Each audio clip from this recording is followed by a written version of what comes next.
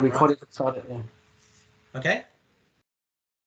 All right. It is now 7:43. Let me start the meeting here. Good evening, fellow commissioners and the general public. My name is Michael Champness. I'm the chair of the Transportation Advisory Commission. Before we begin, please note that this meeting is being recorded and will be uploaded to the county website and on YouTube. To conduct this meeting wholly electronically and to effectuate both the emergency procedures authorized by new state legislation and FOIA, the Transportation Advisory Commission needs to make certain findings and determinations for the record. It is a bit cumbersome, so I ask you in advance for your patience. First, because each member of this commission is participating in this meeting from a separate location, we must verify that a quorum of members is participating and that each member's voice is clear, audible, and at an appropriate volume for all the other members. Ask that each of you pay close attention to ensure that you can hear each of your colleagues.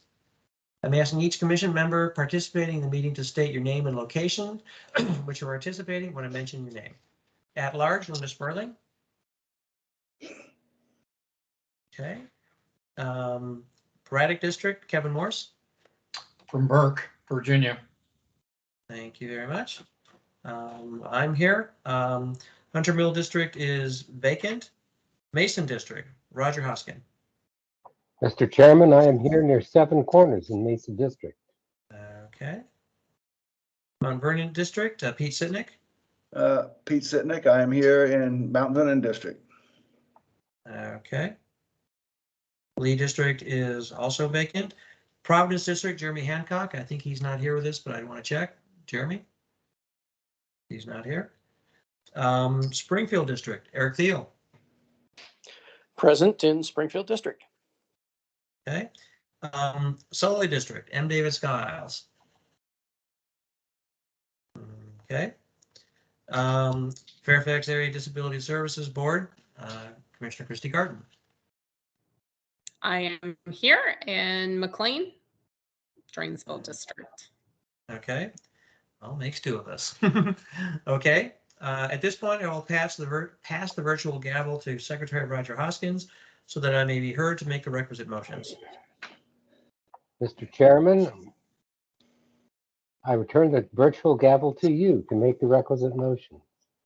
No, that's I'm giving it to you, Roger. Accept the virtual gavel. Oh, Mr. Chairman, I accept the virtual gavel with humility. Oh, thank you. The responsibility's heavy. Yeah, well, next time, Pete's going to do it. Okay. Yay! And I return the virtual gavel to you, Mr. Chairman, to make the requisite motions. Okay. I move that we have determined that each member's voice can be adequately heard by each other member of the commission. It is so moved. Second. You've heard the motion. Is there a second, Roger? There is. Second it. Braddock. Okay. All right. Okay. Mr. Chairman? Okay. No. Go on. Okay. Go ahead, Roger. I'm sorry. I'm confusing you. Yeah, I'm easily confused. It's, Mr. Chairman, there has been a motion made and seconded. Is there any discussion on this motion? Hearing none, I call the question. All in favor of the motion signify by saying aye. Aye. Aye. Opposed? Mr. Chairman, the motion is carried unanimously. Thank you. I next move that the state of emergency caused by the COVID-19 pandemic makes it unsafe for this commission to physically assemble and unsafe for the public to physically attend any such meeting.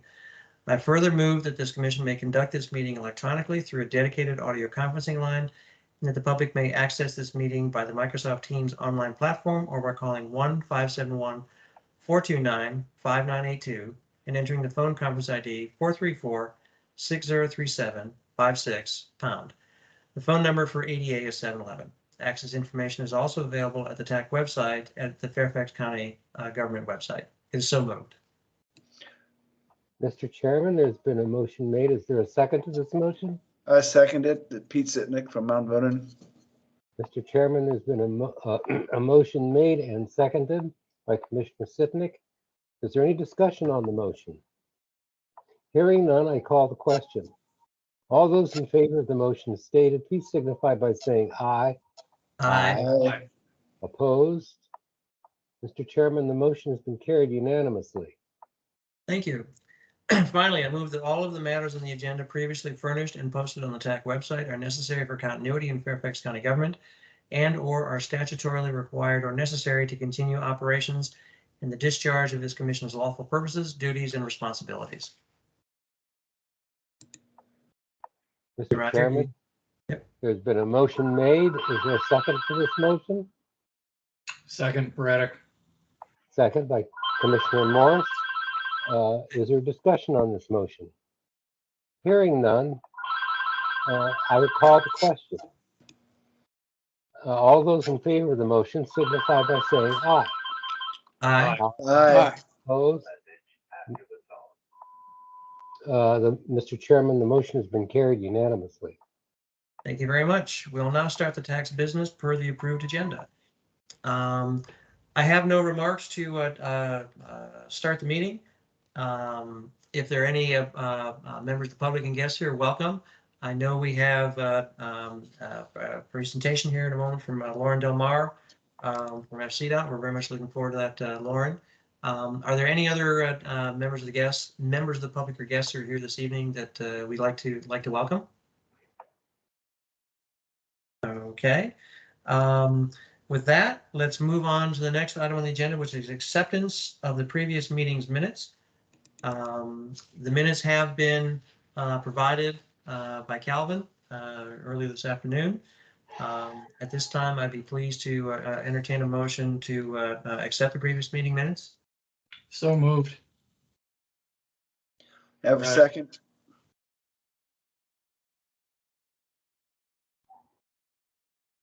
Mike, you may have frozen up. Okay. We've lost the chairman. Uh-oh. Oh, jeepers. Yep. He normally comes back. He rises from the dead. Somebody get him a cognac. I think he may have had a couple already.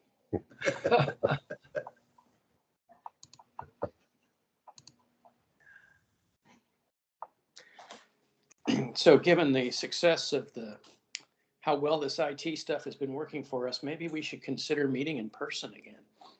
You know, I was going to ask about that. I think I checked on the website. I'm checking the figures weekly now instead of daily, and I see that we've moved back into the low contagion zone versus medium. So I'm sure Calvin will have an answer whether we're going to be meeting in person next month. As right now, I don't have any information. They will let us know when. I mean, it's up to us to decide. The board has been meeting in person for the last several months. But I guess it's just up to us if we want to be in person or we want to continue to be online. But we cannot do a hybrid meeting. You know, so either 100% online or 100% in person. Right. With some exception, you know, if you have like a medical reason or you need to take care of somebody, then I guess the maximum number of meetings that you can call in is like 3 meetings per calendar year. Well, I guess it depends on how much we're all getting used to our t-shirts and pajamas here for the virtual meeting. Tough call, but it would be nice at some point, you know, maybe we alternate or something, but of course I'm the one who says that, and it's the closest one to the meeting site and maybe the last one to arrive when we do it in person. He's back, he's moving, Yeah, I've had to move computers. Thank goodness I have my work computer here. I don't know. All of a sudden, I just got kicked out of Teams. well, I thought I saw somebody from the Cuban embassy next to your window there with a microwave, so That's probably what it is. So I don't know. We'll see. And of course, wouldn't you know, when I get on the computer, it says it's going to do a restart here automatically. So Gosh. what I'll do is I will let's get the presentation going, and then I'll restart the computer while the presentation's going. What a day. Okay, back to the matters at hand. Sorry. I am still interested in a motion to approve the minutes. If somebody'd like to make such a motion from the previous it was meeting. moved and seconded. Okay, Do we have the All right. vote, Roger? All in favor of accepting the minutes as presented, signify by saying aye. Aye. aye. Opposed? Mr. Chairman, the motion to accept the meetings as presented was carried unanimously. Fantastic, fantastic. Thank you very much. Minute, as you say, the minutes have now been approved. So now let's move on to our primary topic this evening. We're fortunate to have with us this evening Lauren Del Mar from FCDOT talking about the active Safe Streets for All program. We've been talking quite a bit about active transportation, school streets and all kinds of things like that. Lauren, I know that you made a presentation like this, if not identical to this, to the board back in May. Appreciate you coming and joining us here today. And so my apologies, I'm going to have to dive out of here while I restart my computer. But please do start the presentation, and we're very glad you could join us here this evening. And with that, I'll drop off, turn it over to you, and I'll be back in just a few minutes. Thanks, Lauren. Sounds great. Thanks for having me. Can you all see my screen? Yes. Okay, great. So I have the presentation up, and yes, this is very similar to a presentation that I gave at the Board Transportation Committee on March 1st. But we have some updates, especially the board endorsement of the program. So the Safe Streets for All program is what I'm going to be talking about today. I was with you guys, I think last summer actually, to talk about our progress on it. And so far we began this effort essentially in early 2020. The board passed a motion on pedestrian safety. And following that motion, we were already planning to do a Safe Streets or, sort of a systematic safety component in the Active Fairfax Transportation Plan update, but we opted to move that forward in the timeline. So while we're still conducting the Active Fairfax Transportation Plan update, we put this into phase 1 so we have a deliverable in 2021 and 2022 in order to advance this program sooner in response to the board's enthusiasm for pedestrian and bicycle safety. So we through the Active Fairfax Transportation Plan update in phase 1, we developed the draft Safe Streets for All program recommendations. We shared those with the board in June of 2021, and I believe that's what I came last summer to discuss.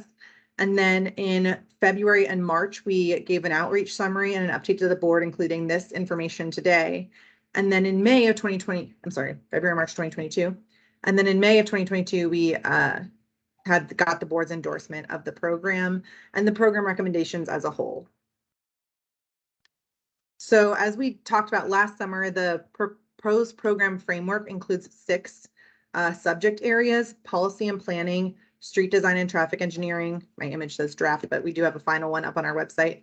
Equity and social justice, education and traffic safety culture, funding and implementation, and monitoring and evaluation. So there were about 60 recommendations contained in the program recommendations that are strategies falling into one of these subject areas. Some strategies overlap. So when I talk a little bit about what our initial priorities are, you'll see that we have some strategies that require components from each subject area in order to be achieved. So the next steps following the board action that we had in May of 2022 is that we are going to address, we have ongoing strategies that we're addressing, and then immediate key strategies that we can handle within existing staffing and funding. And then we will request another staff position for a Safe Streets for All program manager and program funding in fiscal year 2024. So we're preparing that for the budget request this year. And then once we have that position and that funding in place, we can conduct more time and funding intensive key strategies. And so we've identified program manager priorities that we expect that the program manager will start when they get started on the job. So I'm going to go over each one of those 3 things. So first is the ongoing strategies. We already reduce conflicts and prioritize active transportation safety through design. We do that consistently through our capital projects and programs like repaving. We have an active transportation design review on all of our capital projects that we have that both we administer and the projects that VDOT administers. We implement planned active transportation facilities and streetscapes ongoing through development and capital projects. We develop and implement a communication strategy. We did this for the Safe Streets for All program, and we expect to continue to do this in a more targeted manner. And similarly with safety campaigns, we currently are involved in the Street Smart campaign that's done on a regional level, but we do expect in the future with the additional program funding to be able to do this in a more targeted manner in the county. And actually, since this has all happened, we've also begun another initiative to work on a communications safety campaign just within the county at request of the Board of Supervisors. In this, I guess the spring they requested it, and we've been working most of the summer to develop that and launching it in the fall. That's an effort led by the communications office though. So then immediate next steps are things that we believe we can accomplish within existing staffing and funding.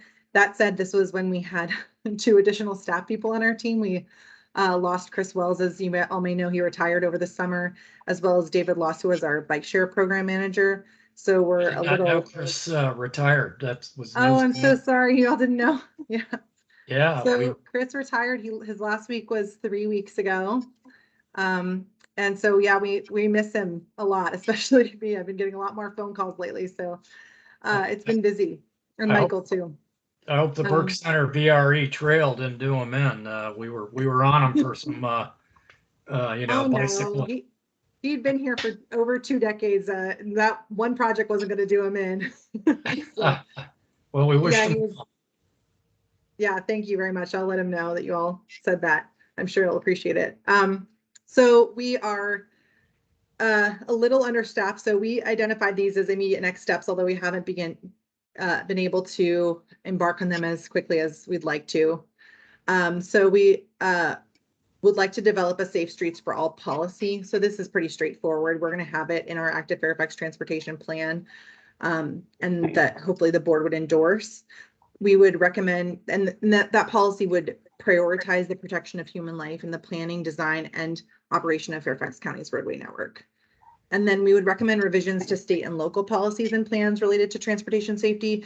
And this is being this one isn't being put on hold. It's being done through the active Fairfax transportation plan update. So our consultant is reviewing a comprehensive plan, public facilities manual, state law, VDOT manuals and policies, and working to try to identify shortfalls in those policies so that we can improve them or work with our partner agencies to do so.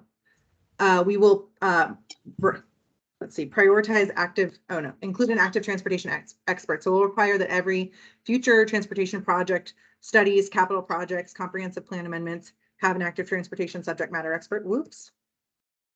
Too aggressive there.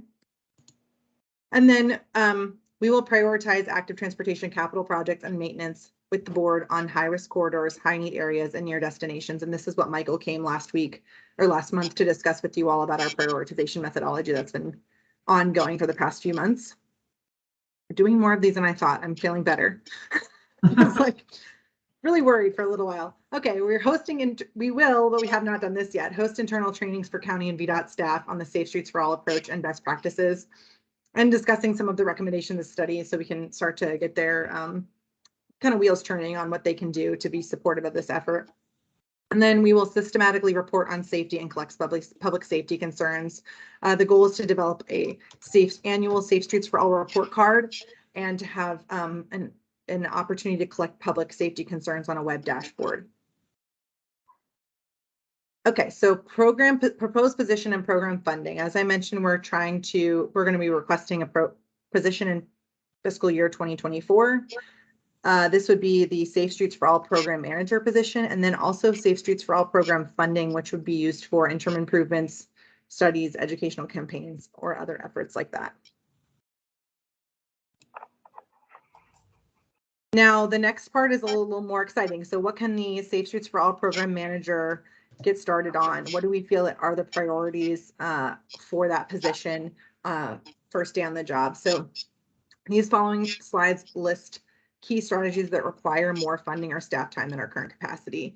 And we are also made a lot of caveats to the board that some of these do require additional resources. So just getting a staff position in a small program budget is not going to meet the needs of developing a complete streets policy and design guide, which is usually a multi-year process of developing a design guide. We're already working on that within our planning team, but we do need to expand and expedite the work on that. And that's our goal here. Especially the biggest, one of the biggest challenges is getting VDOT buy-in. It's especially with not just Northern Virginia District, but central office as well. We will work to reduce vehicle speeds with a multi-pronged approach. So this is pulling recommendations from policy, design, and education. So policy would be reducing posted speed limits or the feasibility of doing so. Design would be reducing operational design speeds. And education is things like speed feedback signage and educational campaigns related to speeding. We would like to establish an interdisciplinary Safe Streets for All task force that would include various agencies and community organizations. We'd like to expedite implementation of small safety and spot safety improvements, which would include quick build interim solutions. And we've actually been working on this with the Board of Supervisors recently, allocating or preparing to provide an extra $100 million over the next 5 years in pedestrian safety funding. We've been working on how to expedite implementation of these small safety improvements. And then we will improve active transportation safety to parks, schools, and activity centers. So doing that, we need to analyze the locations, do walk audits around safe routes to school, safe routes to park, developing bus stop safety plans, and other public community amenities, and then address funding those projects that are identified. We will conduct walk and bicycle audits with communities to identify safety concerns in high need locations. We believe that it's extremely important to build out the active transportation network and to expedite that, especially following the active Fairfax transportation plan update. And then we will need to maintain the active transportation network, especially prioritizing safety of the network and usability of the network. So you can see an image here of a very damaged facility that can cause a safety hazard if somebody hits a hole in it or goes off the edge of the paved path and runs into the roadway or falls or something like that. And then lastly, we will work on the development of a countywide lighting plan in partnership with DPWS, and that would be based on equity, environmental, and safety factors. And again, we wanted to remind the board especially that not all of these can be accomplished with just the Safe Streets for All program manager position and program funding. Things like building out the active transportation network are obviously going to require hundreds of millions of dollars or more, but these are the things that we consider priorities and that we'll continue working on and working with the board to identify opportunities for funding these programs and strategies and projects. So I'm happy to take all your questions. I'm sure you have lots of them. And thank you so much for having me here today. Well, I can jump in. Please do. Can you hear me, by the way? I can't, my camera's not working, but I can hear. We can hear you. Yeah, We can hear you. we can hear you. Okay. A couple of things, Lauren. One, that was a pretty, good broad overview. Let me ask you, is the, what's the phrase? Left the barn, I guess, but the issue of striping versus of dedicated right away for bicycles and pedestrians. I just have a real problem with the sharrows. You had a picture up early in the slide with the striping, and that looked all very neat. But then you come to an intersection, and I just think it gets ugly. And from a safety point of view, I'm just very uncomfortable with that.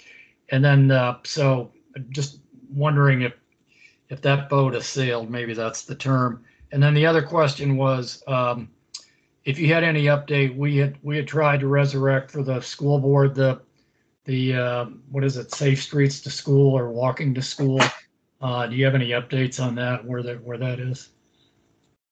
Okay, so I think you were saying, has the ship sailed? And no, it hasn't. So we are working with VDOT on how to improve our road diet process. We've gone through now over the last about 8 years, a lot of mileage of roads, adding bike lanes, but you're right, we haven't always been able to continue the bike lane through the intersection, especially the signalized intersection, because of concerns about capacity at the intersection. We think that it's feasible at a lot of these locations to do that, but we need to be able to demonstrate that to VDOT. And in our process right now, we do not have enough time to do a traffic analysis study to prove that to VDOT. So we've been talking to them about how we can work that into our process. And that might mean delaying some of the projects a year for improvements, say, because we need to take the time to do the traffic analysis to make sure that we're getting it right. And so we're in discussions with them about that right now for future repaving cycles. How can we improve the road diet process? How can we make sure that we have the buy-in that we need? Because another thing is sometimes we haven't been able to do road diets because we haven't been able to get the community support. And again, in the short time frame that we have one community meeting about a road diet, and we get the naysayers to come out, and the supervisor hears that and gets concerned. So I know that we have room to improve in the process, and that might take a little extra time. So we're trying to figure that out with VDOT about how to best improve our process in order to actually make more changes upcoming, because we're going to start going back to roads that we've already repaved, we've already done road diets, and we don't want to put the same thing back where we're dropping the bike lane through the signalized intersection.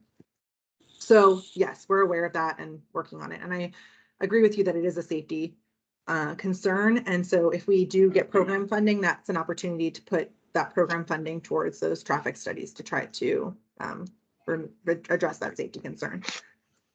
Then the question about the Safe Routes to School program manager, I believe the school board funded the position. Does anybody know for sure? I thought I heard that. Our champion of that has since resigned from the TAC, so she won't here to answer that. Yeah, I might be able to check it when you all are doing other things and report back to you, but I thought I heard that they had decided to fund the Safe Routes to School position. Okay. So. All right. Well, thank you for that and for updating my aphorisms there. I need to work on those a little more. That's okay. Appreciate that. It's a little late in the evening to remember all those things.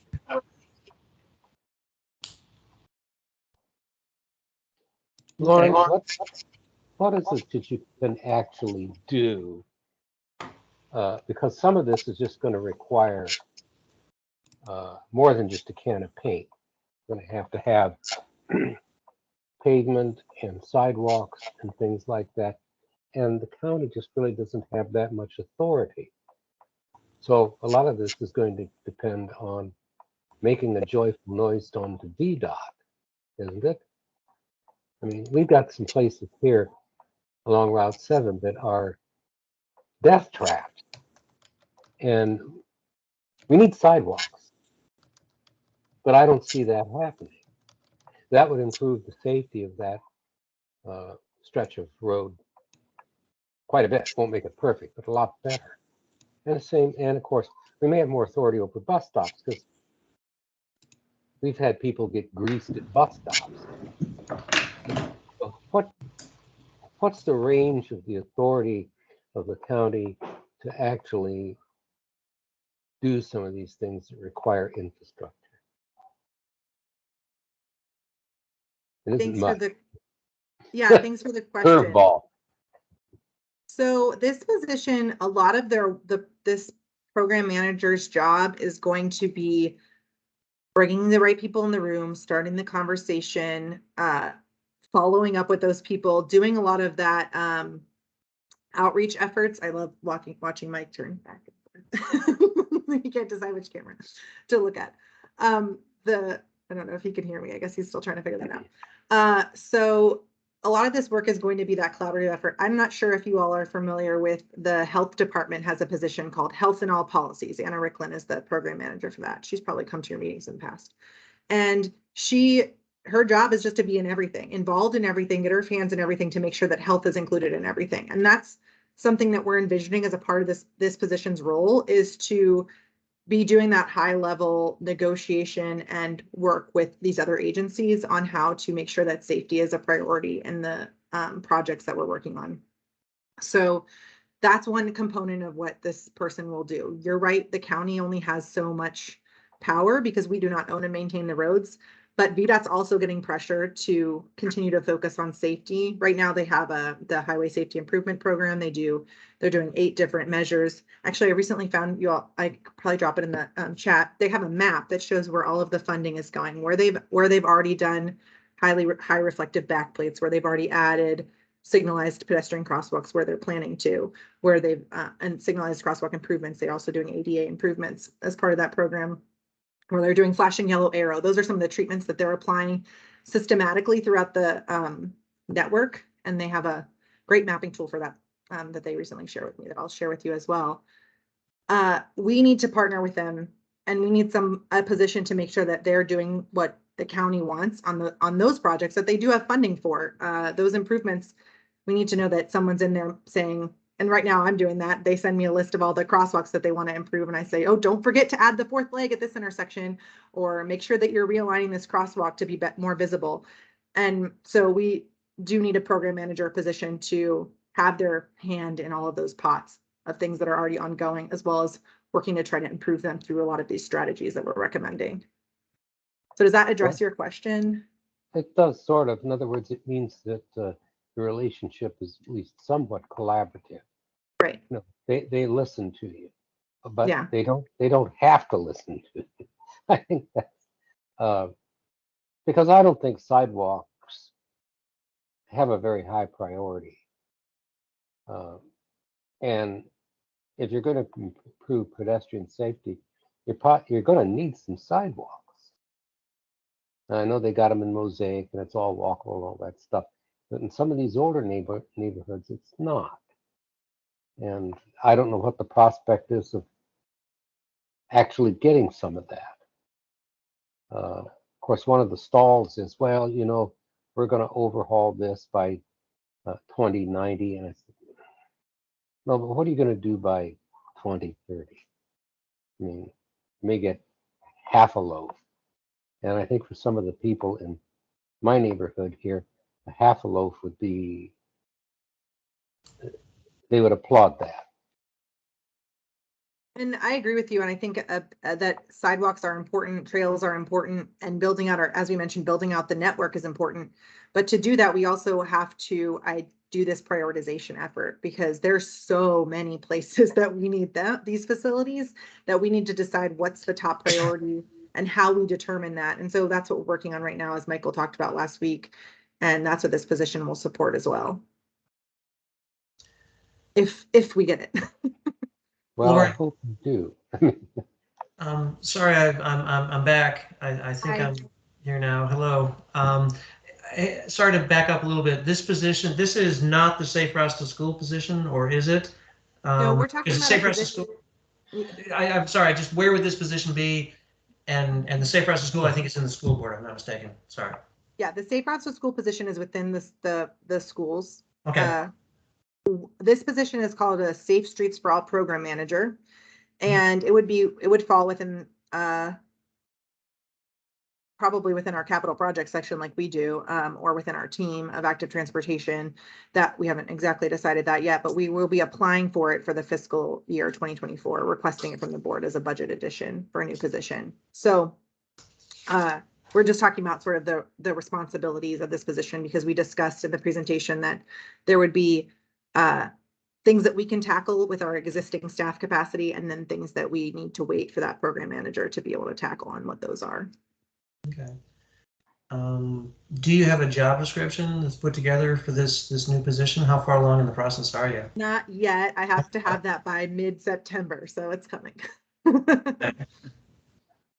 You've been busy. Yeah. Okay.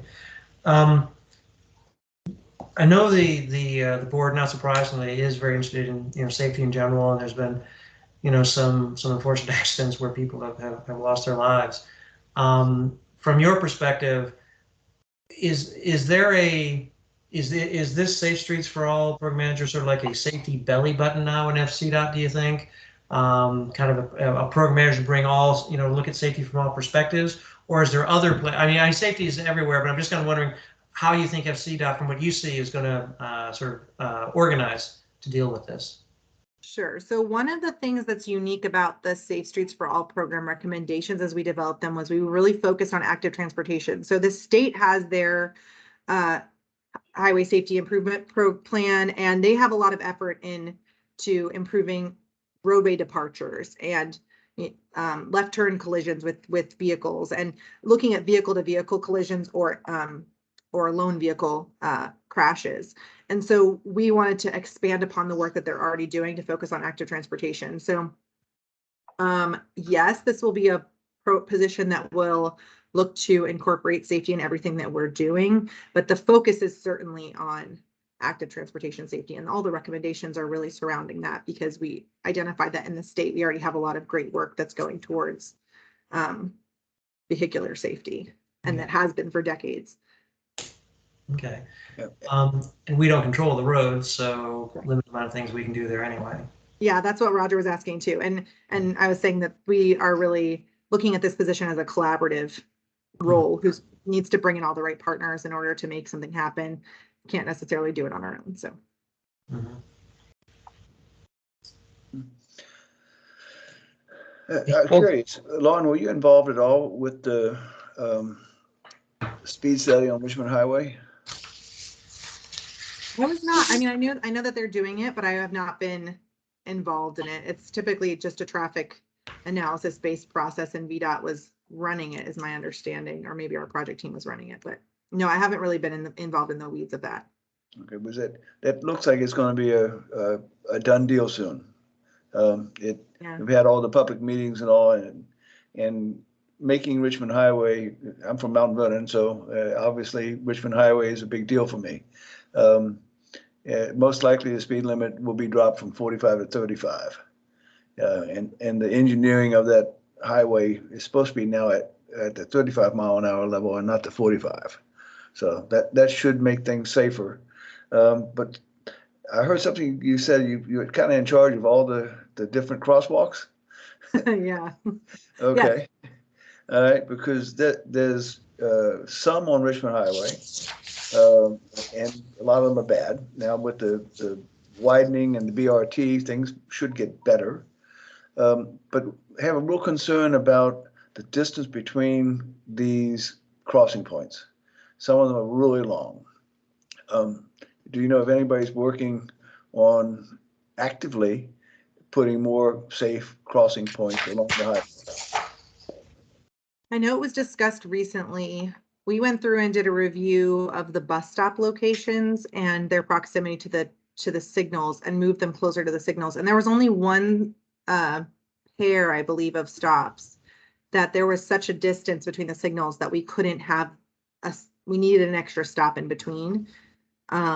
So we actually have one pair that's not at a signal. And so that was a concerning stretch for us. I know that the topic's been brought up recently, but I do not know if they're actively working on it. I have a meeting with the team this week or next, so I can ask them what the status is of looking for additional crossings. And I don't know if the 35-mile-an-hour speed limit gives us more opportunities to look for additional crossings, because obviously that changes the classification of the roadway in terms of how VDOT views pedestrian crosswalks and what kind of countermeasures are needed.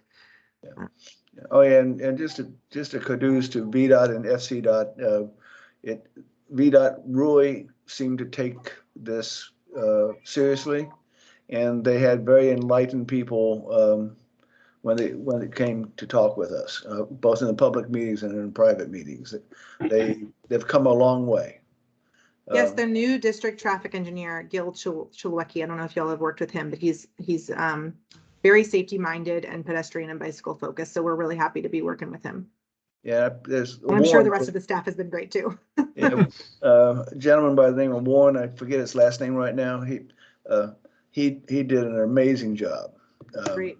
So, but all in all, it's if we're going to improve roads, we need that sort of collaboration between FCDOT and VDOT, and it was a good start there.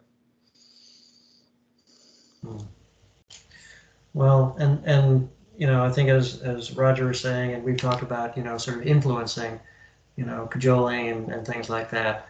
And not that I think we would want the county to be, you know, directed too much, but there's also, you need to be able to stand up for and articulate things you need, and hopefully have some standing to try and get it. You know, you know, recognizing how obviously how important, you know, safety is, you know, and recognizing also we're sort of on the active transportation side, not the vehicular side.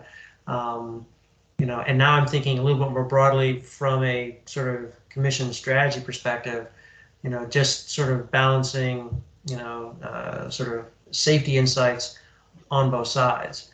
You know, it definitely appears that we've got a lot of safety activities here. You know, the fact that they're, you know, looking to have a safe streets, you know, program manager is, you know, is encouraging there. Lauren, I'll admit also, I'm interested in the job description. Not that we're going to try and hire somebody, although, you know, but, you know, because that, well, you know, I won't talk for any other commissioners here, but it also allows us to see sort of where, I'll say you, but the county sees their priorities in the, you know, in the safe streets area, the active transportation area. I'm diverting a little bit and putting a larger context for the commissioners, because as we go to the Board of Supervisors and make recommendations, you know, we want to be, you know, connected with the things that are going on, maybe a little bit ahead, or at least, you know, sort of complementary there. And so, you know, I think as we look at the streets piece of this, that's a whole other thing, and we certainly can do that. But do you get the impression that there has been a increase in focus on street safety and things like that in these past few years? It certainly appears so, but I'd be interested in your view, because you're there every day. I mean, in the sense that we're busier than we've ever been related to safety issues, absolutely. Yeah. Yeah, you know, right before, in the last 6 months or so, even the year before that, Chris was saying that this has been the biggest push for pedestrian safety since the pedestrian program started in 2002. In terms of the board's enthusiasm, sort of the departments, I mean, and then we're getting even more support really from VDOT than we ever have before. They've come a long way, and they are very collaborative. And I'll agree with what Pete said, that they're really working to work with us on a lot of these things and changing a lot of the policies. We recently, just last week, got a new crosswalk memorandum, which might not seem like a big deal, but I'm like up late at my house reading it with enthusiasm, telling my husband, "You won't believe what's next. Oh, look what they added here." Because it really is. I mean, it makes our jobs a lot easier. There are shall statements for places that there must be crosswalks now. We do not have to do a pedestrian count at every location anymore, which we had to do before. Okay. That was a strain on our staff time and our ability really to even add crosswalks through repaving. So we're really hopeful that that's just a small win that shows a big picture change in VDOT as well. So there's a big push from the board right now. There's a lot of support from VDOT, and then there's a lot of support internally. My director is extremely supportive of our work, and as are all my supervisors, and really excited to be working towards safety is a really common goal for everyone. So I think that we can all agree that it's very important. Yeah. Okay. Absolutely. You know, I know we were talking a bit ago about some of the prioritization there, and yes, we you know, did have the presentation last week about the prioritization of some of the funding there.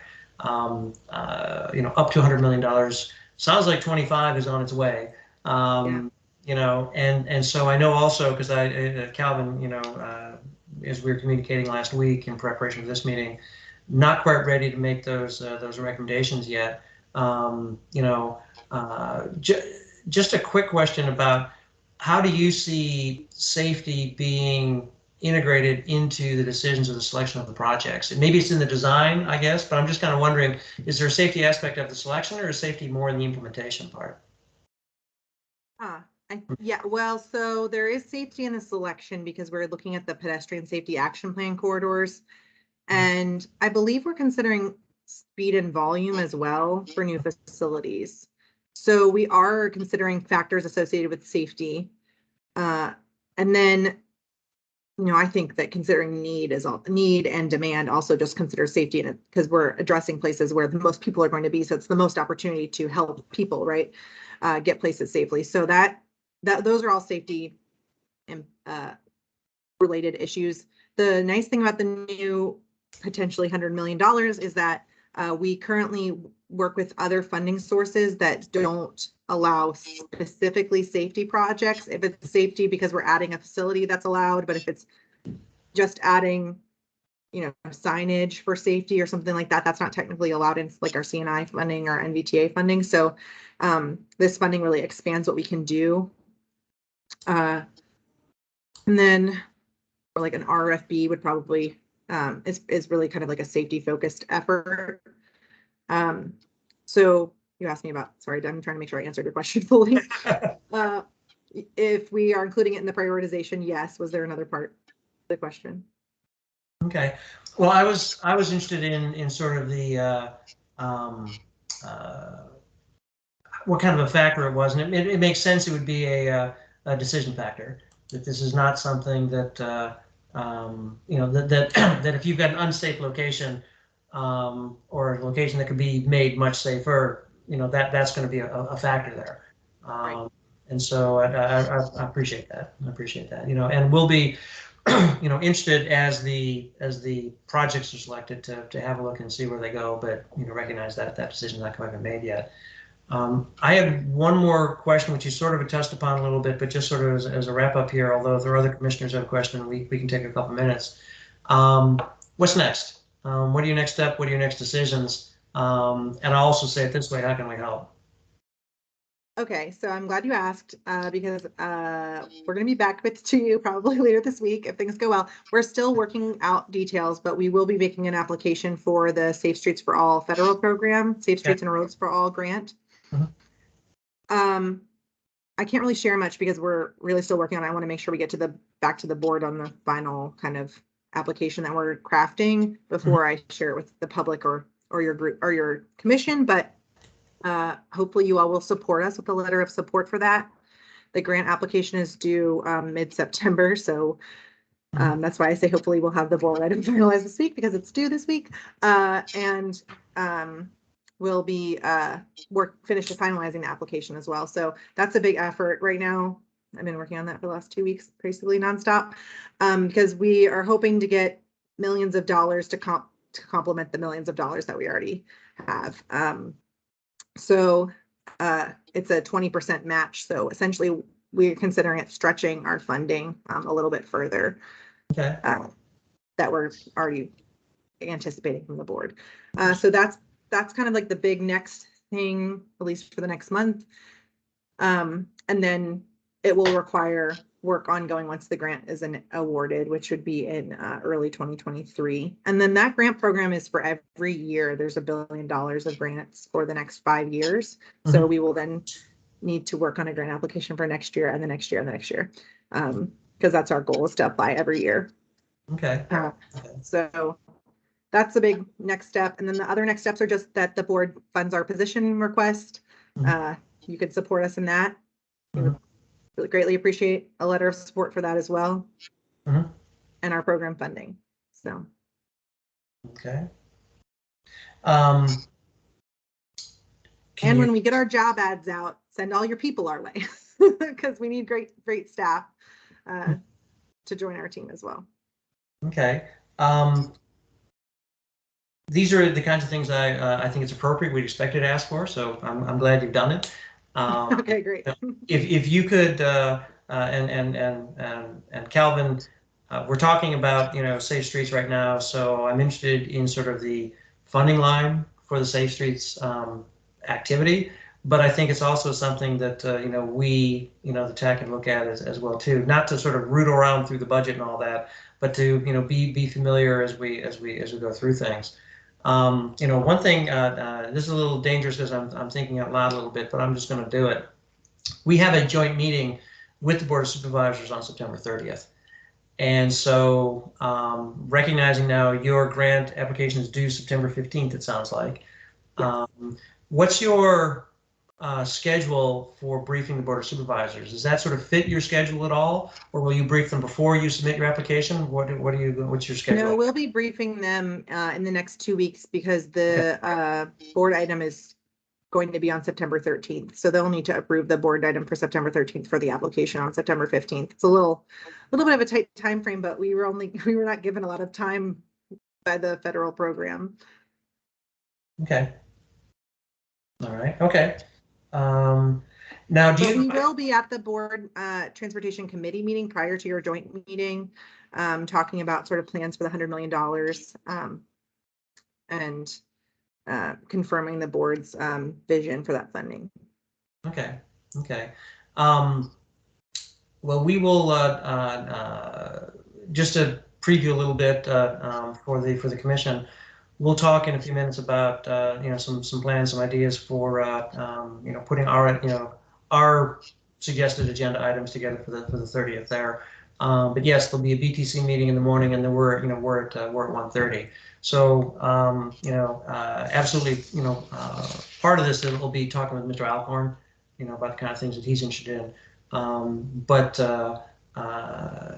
one of the things we can look at here is topics where there's sort of mutual interest and interchange. Because what we're expecting, again, sort of preview our conversation about the presentation of the board, we expect all commissioners will be invited to participate with all members of the board. I'm not sure what the physical layout is. Maybe we're arranged around the in the front row. I don't know how that works. But that's kind of what I'm anticipating. So we're looking for things that could be a good discussion topic. If you put the grant in, we wouldn't presume that the board would want to sort of include us in discussion. Of course, we welcome and we'll work with them on scheduling and how that all orchestrates. But if there's a piece there, and if you're at the BTC meeting, then I think that's gonna cover a lot of it. So would you mind, as you get your agenda topics together for the BTC meeting, can you share that with us, please? If nothing else, we'll be more aware of what's happening at BTC, and things that are happening at BTC we won't think about doing with our joint meeting. Yeah, I think I'll ask Calvin if he can find out if if the agenda is ready, or when it will be ready, if he can share it with you all. Because we're just one little piece in a much bigger agenda. Oh, exactly. And as I say, we'll talk to Mr. Alcorn, so we don't expect you to provide us all the information we need, but certainly having this visibility will be helpful. So, okay, Roger, I see your hands up. Mike, Okay. I will share the BTC agenda with you prior to the meeting. Okay. When I had that from Tom, yeah. Okay. When do you think that would be? When is the BTC agenda? Usually he would meeting with Supervisor Alcorn like a week before. Okay. And he would give it to me sometime before the deadline that we need to post it, like the Thursday before that meeting. Okay. Yeah. Okay. Yeah. So I would let him know that you'd be interested in having a copy. Oh yeah. Yeah. Well, I think, quite honestly, I think it's very likely we will reach out to Tom directly about this as well too, something like this. So we can talk to him about that and recognize the schedule that the agenda, is a little later than what we need for the planning for our things, as we're coming together at the same time. But still, that's good to know. I appreciate that. I see Kevin. I see your hands up. But Roger, did you have something you wanted to raise? Or I did. Okay. Do I have Roger up? Well, I've asked Roger because I saw the RH. But if Roger, if he's not up or whatever, then go ahead, Kevin. Lauren, parochial item.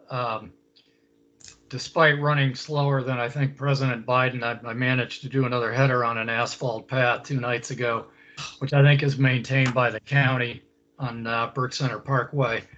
Who, with Chris gone, and I'll probably get together with Sally Kittleoff, because there's another area in the parkway we've talked about. But who's the point person on that, maintenance on that, if it is county responsibility? So if it's county, well, if you know the responsibility of, then you can go straight to the organization. That would be great. If you don't know the responsibility, don't know how to look it up, I can look it up for you, but we have the walkway maintenance map for that, which I'll also drop in the chat. If you know it's county responsibility, it goes to Maintenance and Stormwater Management Division, MSMD. And on the maintenance map, there's a contact for that. So I can send you that as well. We coordinate with Peter Vigliotti, but I think he has it's just like an overall inbox for collecting maintenance concerns that his staff is responding to. Okay. Lauren, please don't say anything in the chat area. Just send it to me because of the Okay. FOIA thing. I'll send it to Calvin because of all your rules. Sure. I got lots of things to send to Calvin. Don't worry.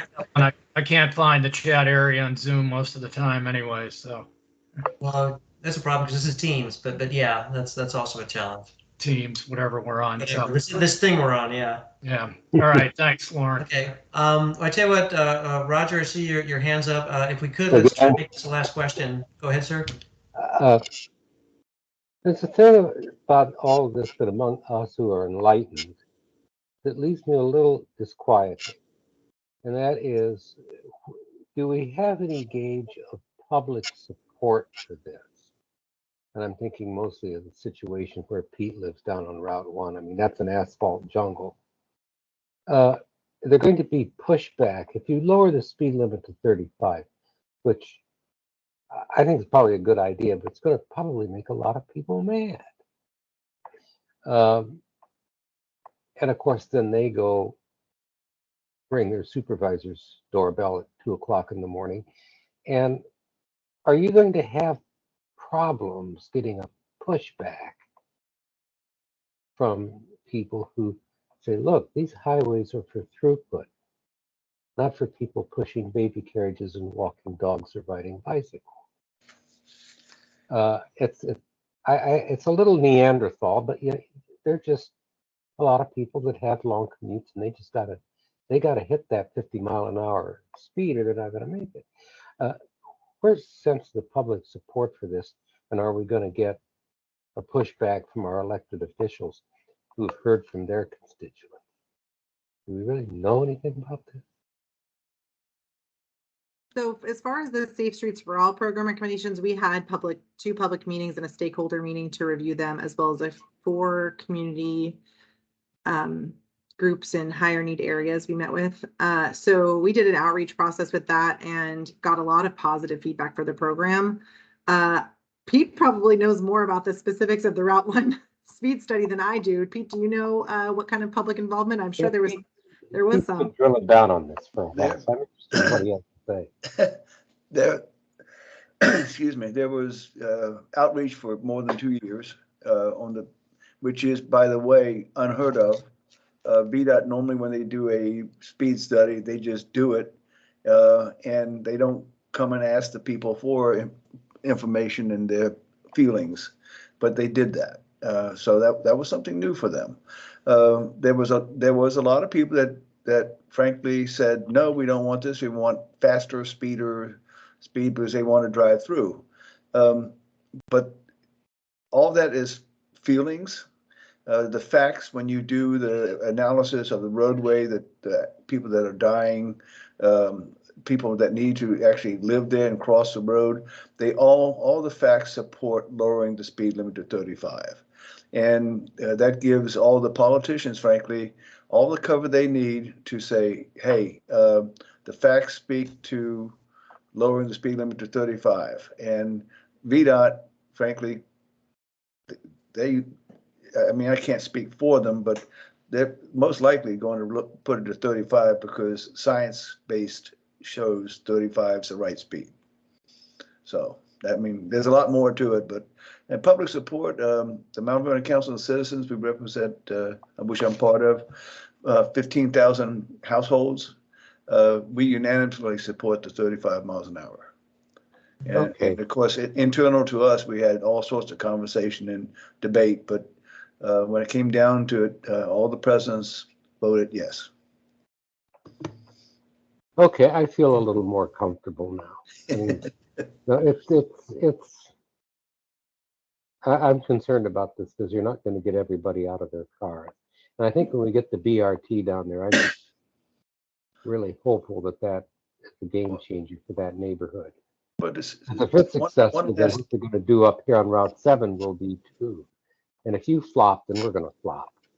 well, again, based on analysis, reducing the speed limit to 35 really is basically the speed limit most people travel now.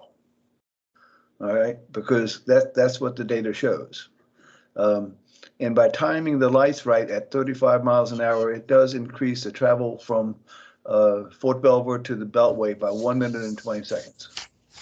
And I don't think anybody's going to notice that.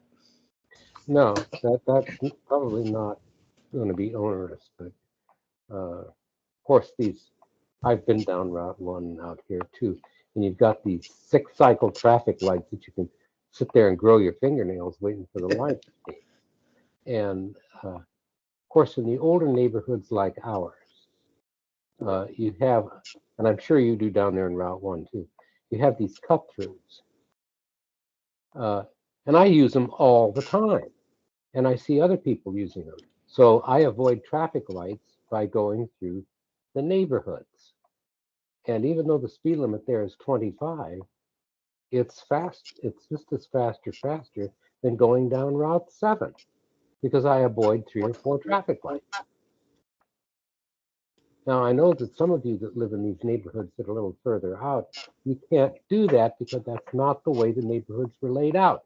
You can't get from one development to the other. You have to go out onto the main arterial to do it. And that's why it looks like a parking lot out there. But people say, what do you want to live at 7 Corners for? It's a traffic jam. Well, those of us that live here in the hood, man, we know our ways, driveways and alleys and stuff, and we avoid those lights. Okay. I imagine you do too down on Route 1. You can do that down there. Okay. We all learn the fastest way. That's true. We do. Speaking of the fastest way or a faster way, we do need to move on in the agenda. So appreciate it very much. Lauren, I know we didn't give you a lot of warning here. Appreciate you turning on the fastball and coming here with the presentation. Very timely, very helpful. Sparked a lot of good conversation. And we know we'll be talking more. So yes, as you can, would like to see the application and the position request there. The thing also is that we don't always. You can use us as a sounding board for the board as well. That's part of what this is. Now we're not. We will never insert ourselves between the board and the county staff, but at the same time too, we are here as a resource. So keep that in mind, and happy to I'm happy to provide some advice where it's helpful. So Appreciate that. Thank you, and thanks again for having me tonight. Okay, well, thanks very much for coming. We'll let you go for the I evening. may listen in a little longer. You're welcome to. You're welcome to. In fact, we're going to be talking about the agenda for the Board of Supervisors meeting in a little bit. You're welcome to stay for that. In the meantime, though, we have to execute a palace coup. I think we've got a election of officers. So with that, let's pick up our conversation from last meeting. There's only one candidate that was nominated and foolishly accepted the nomination to be chair, and that was me. So the item for us right now is to vote on that nomination, and so I'm referring to the bylaws here. Let's see here. So where we go? So there we go.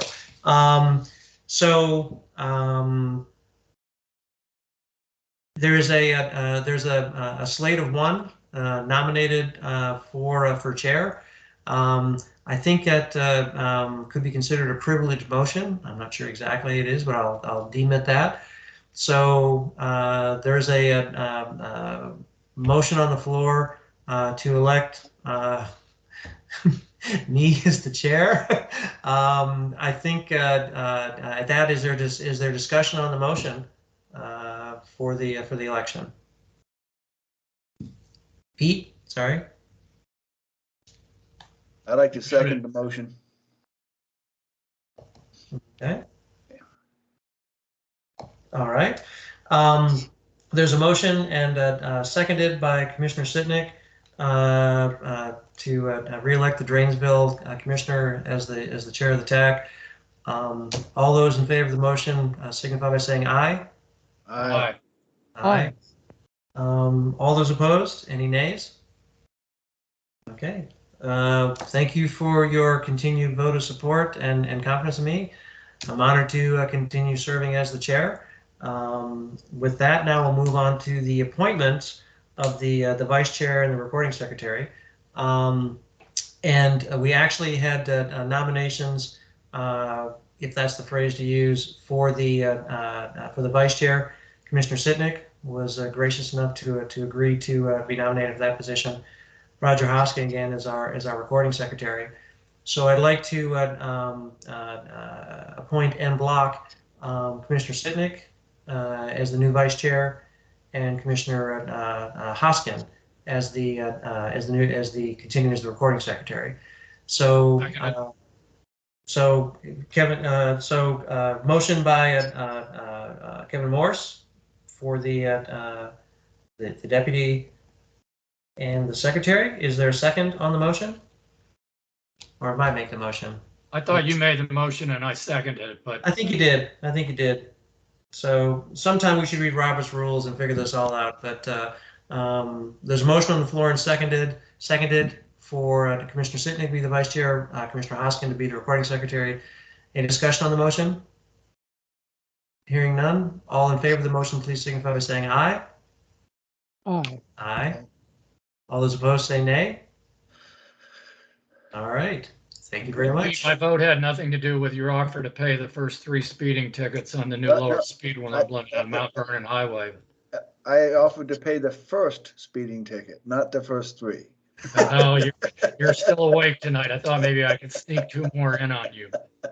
Well, we're very selective and careful about our selections as vice chair there. So yeah, Pete's paying attention there. There's gonna be no pulling the wool over his eyes. Yes. No, he walks the walk. There we go.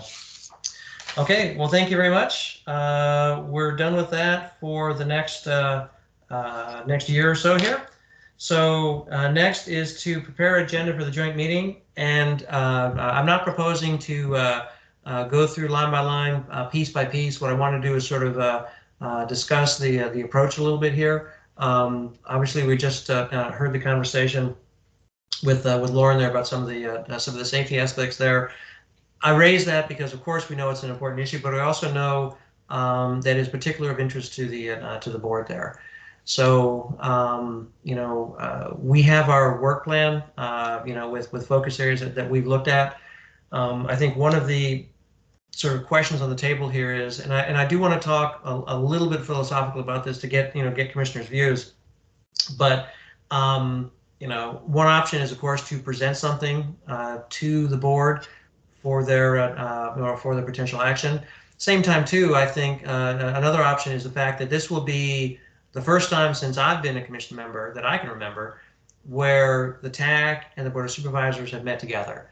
And I'd like to be able to use that opportunity for a discussion. And so, safety certainly could be one of those topics. There could be others. I will also acknowledge that, Pete and I will talk a bit. We encourage any 2 commissioners to talk to each other, reach out to Pete or I, Roger as well, about ideas there. I'm certainly going to reach out to Tom Basadny and, of course, to Mr. Alcorn as well. And quite honestly, would never discourage, in fact, we'll go so far as to say, encourage, commissioners to consider talking to your supervisor about, transportation topics they might be interested in, things like that. I don't want to spend, I'm not trying to, sort of search the world again for topics there. But we have been looking for areas to focus on, and quite honestly, active transportation has been something we have focused quite a bit on. And it is one of our focus areas. The same thing with transit-oriented development. We've done some work there as well. So with that, what I'd like to do is just open up a conversation about how commissioners feel we can, best make use of this time. Now, one other thing I'll mention is one option for some time, and Calvin's done a little bit of looking into it. We do have the 2021 TAC award that a presentation we make in front of the board. We could take some time there to do that. Same time though, this hour and a half is precious time. And so we could also do the 2021 award in front of another board meeting in their sort of morning, morning business type activities as well too. So with that, I'll open it up for conversation with commissioners about how do you think we should take advantage of this precious hour and a half with the board on September 30th? So be still my heart. You think we're getting 90 minutes with the board? That's what it says. Yes, and Mike, I just checked with the clerk to the board, and the chairman office agree that we could do the award presentation there at the meeting. Okay. So it could be 15 to 20 minute cut to the meeting at the beginning. Yep. I'm sorry, Calvin, say that. Did you say we're going to do the award at the meeting or? We asked the chairman office, and he agreed that we could do that at the joint meeting instead of going to the regular board meeting on a Tuesday. We can do it on a Friday. Okay, so general topics are cut down by 20 minutes or so, right? Yes, approximately, yes. Okay. And here's the thing. It is ultimately up to us if we want to use 20 minutes, let's say, of our time with the board on September 30th to give the award. It's certainly a legitimate activity. We might decide that that's a good use of the time. An hour and a half is actually a good amount of time to fill. And I wanted to know if it was an option for something we could do, but also again, this is a precious. And Kevin, they say they've got 90 minutes on the agenda for us. And interestingly, the board transportation committee meeting is from 11 to 12:30. Calvin, can you remind us, please, on the length of time to what that day is? The board is on tap. We have 4 meetings that day. Yes. You give me a second. Thanks, appreciate it. Sorry for calling you like that.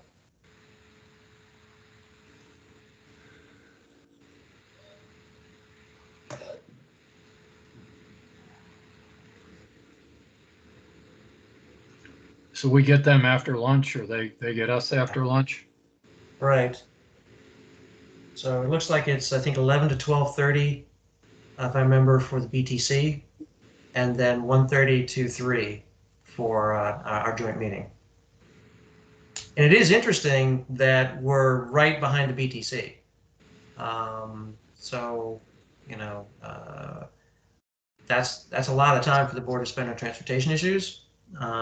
But also, this is, my understanding, is sort of a regular check-in kind of thing. Okay. At 9:30 they have the housing committee, 11 transportation committee, 1:30 is our meeting with the board, and then at 3 o'clock a joint meeting with the park authority. So their schedule is very tight. Yeah. So again, Calvin, am I correct that the BTC is 11 to 12:30? At And the meeting is.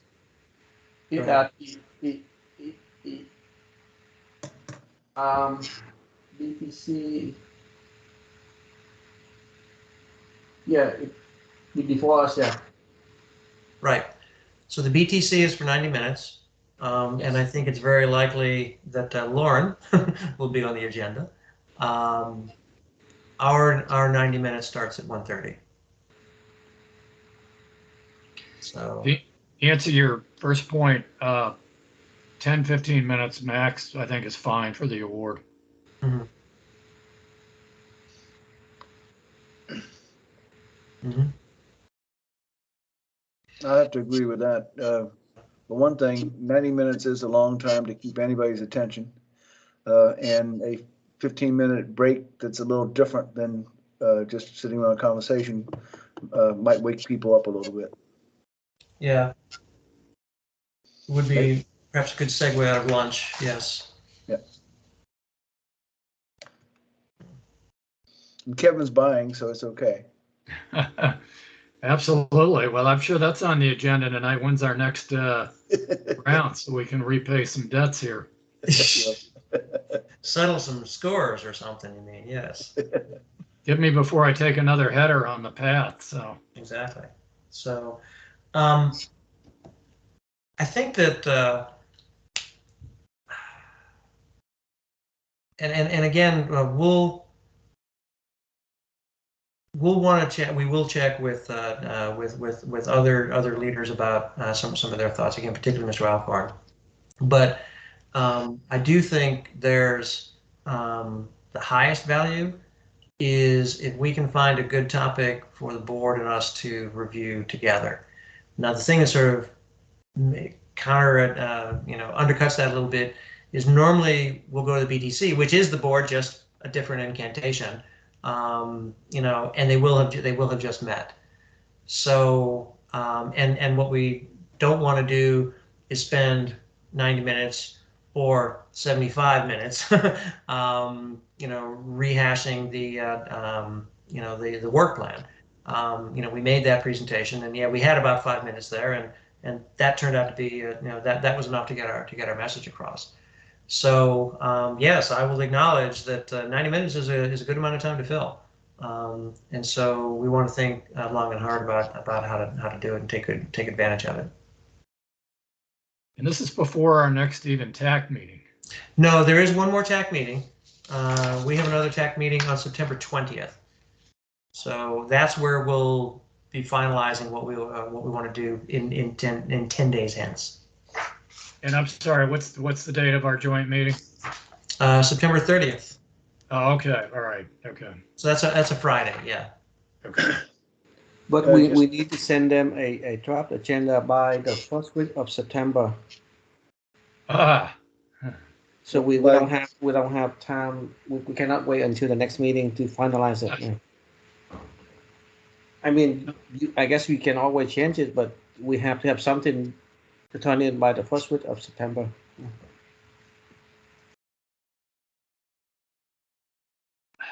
Okay.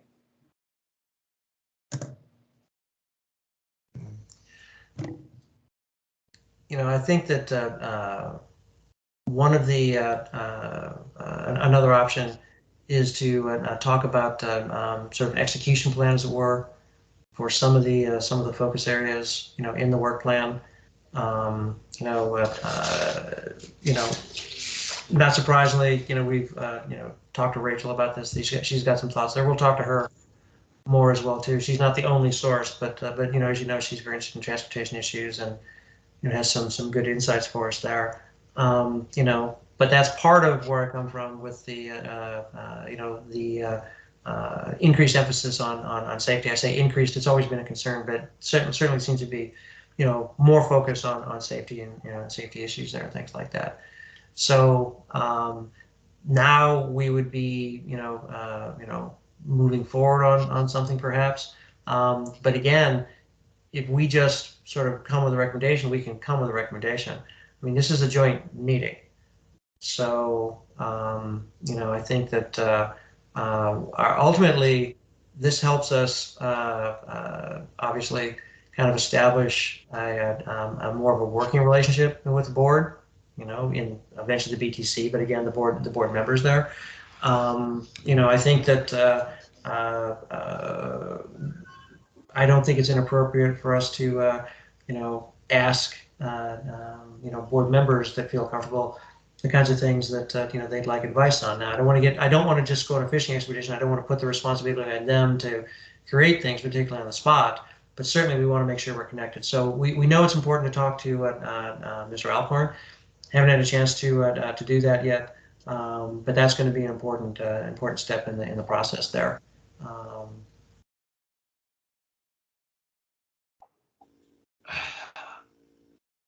I hate to say we're not ready, but but to get the agenda before even the next tech. So basically, we're saying we got to come up with this tonight.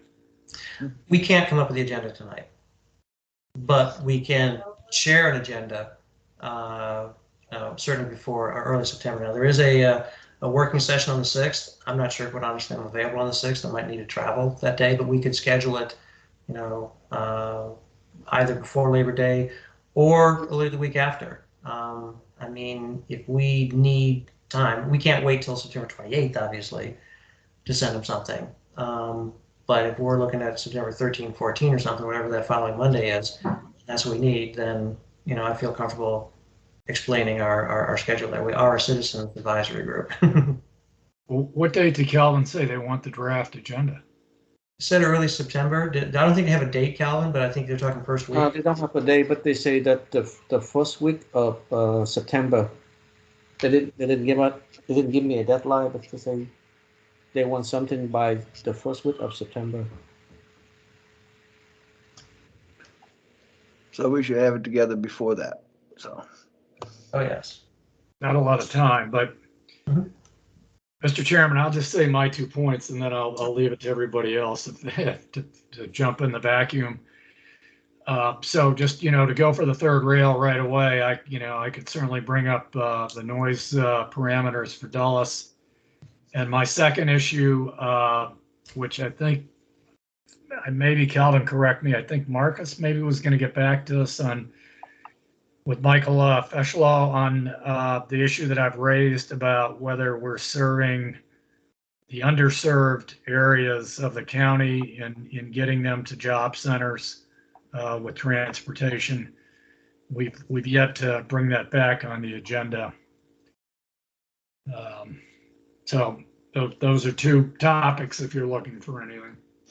Yeah, that underserved is a very important issue, I think, throughout the county, and I know on the Richmond Highway corridor, it's a massive concern.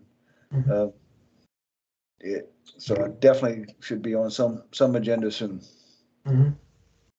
Yeah, thank you for that. Just not to preach on it, but we get these overviews. We got so many programs, such a big county, and we spend, millions of dollars. And sometimes I just think it's worth asking, okay, take a look at this person who makes, minimum wage, and here's, as identified by the county, here are job centers, 10, 15 miles away.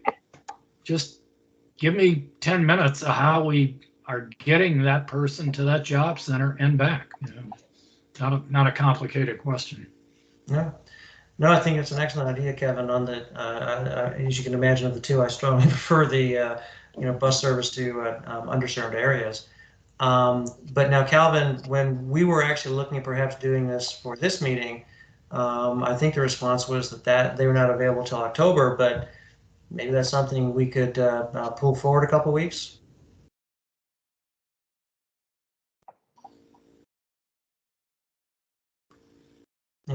I know you can't answer definitively on the spot here, but I think that is potentially a good topic to discuss together. Again, we'll talk with Mr. Alcorn. He may have some ideas already, and that could spur some some thoughts there. But no, I like the bus service idea on the joint topic. It's an appropriate one, the TAC and the board to work together on, I think.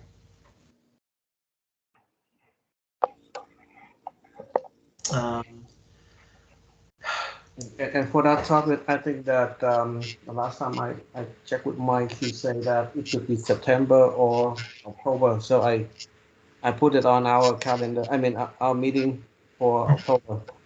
But I would just check with him again. Yeah. Okay. Yeah, if you could check with him and see. Actually, what I would suggest is either ask him for the 20th of September or the 30th. That way we've got options. I do like the idea of having it on the 30th, but there could be a reason to have it on the 20th. So if you could just check with him and see. Okay. I don't know how we could add this into the agenda, but one thing that always frustrates me with Fairfax County is how long it takes to do anything. Dragging feet, it seems to be a way of life in some of the things, and for good reason sometimes, but sometimes it just seems that that's how someone wants to work. The whole idea of the active Fairfax plan, I think most of us support, all the goals, but maybe we could push for faster implementation of those plans. Yeah. Make them more priority now. We just heard from Lauren that it's going to be 2024 before money is in the pipelines to hire the person that they need to coordinate their work.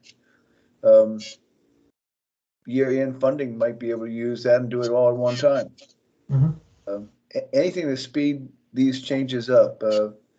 I think in general, and I'll get off my horse, but anything to speed us up so we are actually dealing with maybe being ahead of the curve with transportation issues. If you look at Dubai, who is a place that not too many people go to, they are planning now basically Jetson sort of hover vehicles to take you around there, and by doing that, they eliminate so much of the infrastructure that you need for roadways.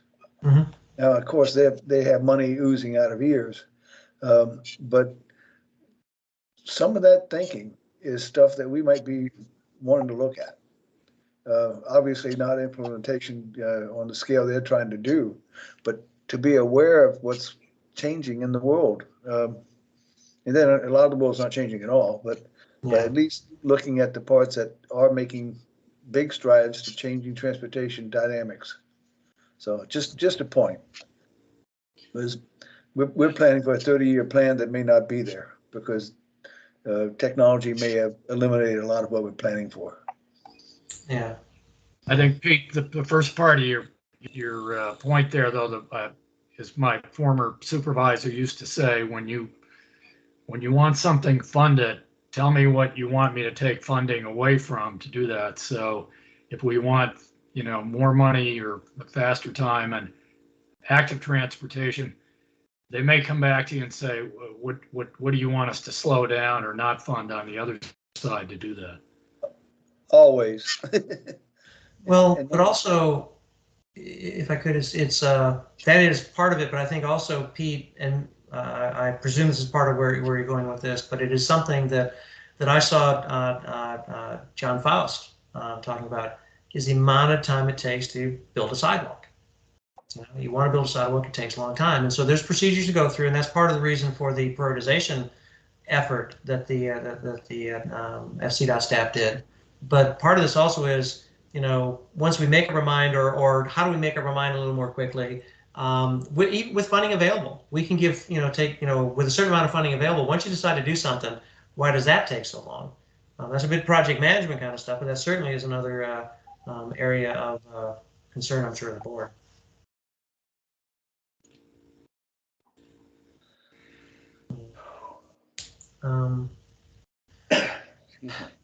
Another option could be the sort of teleworking, sort of teleworking now post-pandemic. We were poised, and we've talked about this before, although not for quite some time, about trying to cut down the number of roads in the car by focusing more on the transportation demand management and teleworking and things like that. Well, there's a lot of teleworking going on, so this could be a good time to get an update on where things stand in the sort of in the state of play, as it were, for what appears to be happening. On one level, you read news stories and things like that. Has there been research? What has the experience been there? I think that the thing to me that sort of undercuts that as a topic, I think it's pretty obvious. I think there's a lot of teleworking going on, and it's going to stay. The effects on commuting, things like that, I mean, on one level, we see it on the detail, it's, tough to sort of see. So I'm not sure there's enough meat there really to get into, but I do throw that out as well too.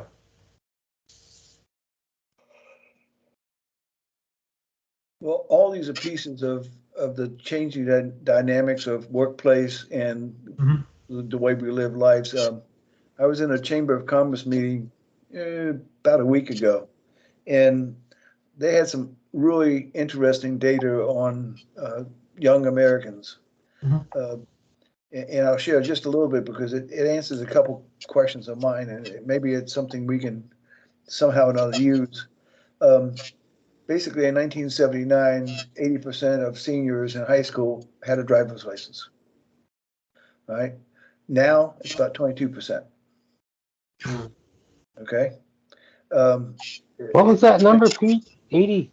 80 some percent in 1979 had driver's licenses. Now it's 22%. I knew it had dropped. I had no idea it was that bad. Yeah. That's phenomenal.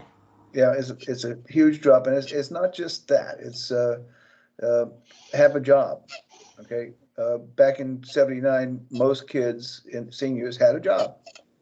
Now, most seniors do not and never have had a job. But more and more of the data, it really explained what's going on. But then you got to think we had 9/11 that happened. We had the housing crisis. We had stock market fall again. Then you also had COVID. And it's all been things that driven people to stay home. And it's changed the dynamics of the American psyche. Cars are not considered that essential anymore. Well, one of the things about automobiles is that the average age of our auto fleet now is about 11 years, 12 years old. And if you went back to about 1970, it was probably less than half that. People would trade their cars every 3 years. They just don't do that anymore. And the real inflation adjusted price of automobiles has just gotten very, very expensive. The average car now is over $40,000. Yeah. It makes it so people keep them for a long time. And the average car note now is something like 6 or 7 years. In 1970, that would have been unconscionable. Pete, do you have like a source for that? I mean, I think that could be something we have a sort of a status presentation or something like that, or I won't say a futurist, but something where we're talking about those kind of statistics and who could make that kind of a presentation. Well, we got the presentation from the new superintendent of Fairfax County Public Schools. Okay. Yeah, and should have that on the chamber site. I will check that. But it as a group of business people, it was very valuable data. And I think for us as transportation people, it also relates not directly, other than well, I guess it really does, because that people aren't driving to jobs right now, and in fact they choose not to drive. Mm-hmm. At least the younger generation. It would be nice. I just want to jump in really quick on Please. that data. I do think it's important to consider the source and who they're actually studying. I think our region is somewhat unique, and to really get it around anywhere, whatever age you are, you do need transportation still. So I would just caution that, we consider the source and who the study was actually conducted on as we present the information. Yeah. Absolutely. Yeah. But if you want, I'll look for the data, and if I have it, I'll share it with Calvin. Yeah, appreciate that. Appreciate that. Because it would be nice to be able to sort of jointly survey the expected future landscape affecting transportation issues in Fairfax County with the board. That would be a nice thing to do. And I say that notionally, we want to make sure we've got good, solid discussions, and I recognize there's not a lot of time to put all this together. However, we can put an agenda together, and there still will be work once the agenda is put together to actually finish things and put them together. And if we need to make a change, you make a change. But I would like to be able to have that kind of conversation with the board, because the advantage there is we see what they're interested in. We're engaged in a conversation with them about priorities they have, concerns they have, and things like that, which helps us be more into their head as we try and advise them. They will just have told us some of the things that they're interested in, even if it's not explicit, although I'm sure there will be some of those, but just to get a sense, I think that would be very, very valuable. One of the interesting things with the telework is, of course, the double-edged sword that reduced transportation demand, but then also reduced county revenue from the businesses. But one topic that we could share with them that definitely would want to put on the agenda in 2023. The Silver Line will be complete and open, and I think we want to get the appropriate partners in to say, all right, how much development was built for this around that, and how much of that office space are you meeting office space projections?